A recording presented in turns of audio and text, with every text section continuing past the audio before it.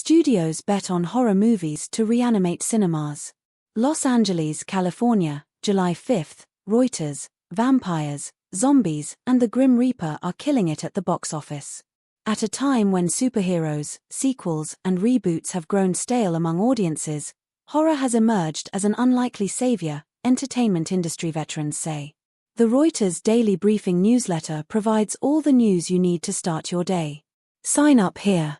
This year, scary movies account for 17% of the North American ticket purchases, up from 11% in 2024 and 4% a decade ago, according to Comscore data compiled exclusively for Reuters. Thanks to the box office performance of Sinners and Final Destination, Bloodlines, and new installments of popular horror films hitting later this year, including The Conjuring, Last Rites and Five Nights at Freddy's 2, cinema owners have reason to celebrate. We have identified horror as really one of the primary film genres that we are targeting to grow, said Brant Gully, owner of the Springs Cinema and Tap House in Sandy Springs, Georgia. It can really fill a void when you need it. Producers, studio executives, and theater owners say horror has historically provided a safe outlet to cope with contemporary anxieties. And there is no lack of material to choose from. The aftershocks of a global pandemic, artificial intelligence paranoia, the loss of control over one's body, and resurgent racism. It's cathartic, it's emotional, and it comes with an ending, said film data analyst Stephen Follows, author of the Horror Movie Report, which offers detailed insights into the genre.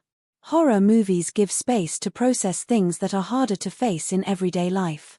The often low-budget productions allow for greater risk-taking than would be possible with high-cost, high-stakes productions like Mission: Impossible: The Final Reckoning.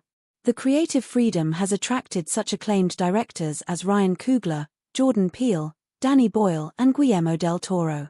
Horror movies are an accountant's dream, said Paul Durgarabedian, Comscore senior media analyst. If you're going to make a science fiction outer space extravaganza, you can't do that on the cheap. With horror films, a modest budget movie like Weapons can be scary as hell. Audiences are responding. Coogler's Sinners, an original story about Mississippi vampires starring Michael B. Jordan, was the year's third highest-grossing movie in the US and Canada, according to Comscore. Movie theaters are still recovering from the COVID-19 pandemic, which broke the moviegoing habit and increased viewing in the home. Mike DeLuca, co-chair and Warner Brothers Motion Picture Group, WBD.O, Open's new tab, which released Sinners, said horror was a genre that manages to get people out of the house. It's a rising tide that lifts all boats, he said. You know, we're trying to get people back in the habit of going to the theaters.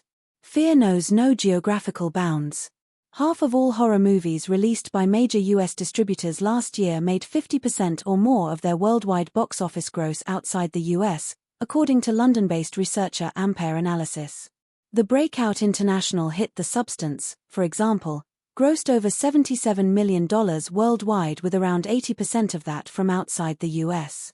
Streamers also are similarly capitalizing on the appeal of the genre. AMC's post-apocalyptic horror drama series The Walking Dead became one of the most popular series when it was added to Netflix in 2023, amassing 1.3 billion hours viewed, according to Netflix's engagement report. Director Guillermo del Toro's film adaptation of Mary Shelley's Gothic novel, Frankenstein, is set to debut in November. Date night. Horror films are ideally suited to watching in movie theaters, where the environment heightens the experience.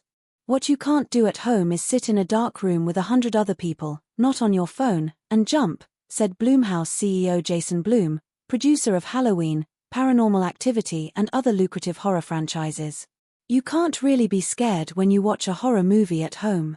Big-budget movies that the industry refers to as tentpoles, such as Captain America, Brave New World, or a Minecraft movie, remain the lifeblood of movie theaters. Over time, these blockbusters have elbowed out more moderately budgeted romantic comedies and dramas on movie screens.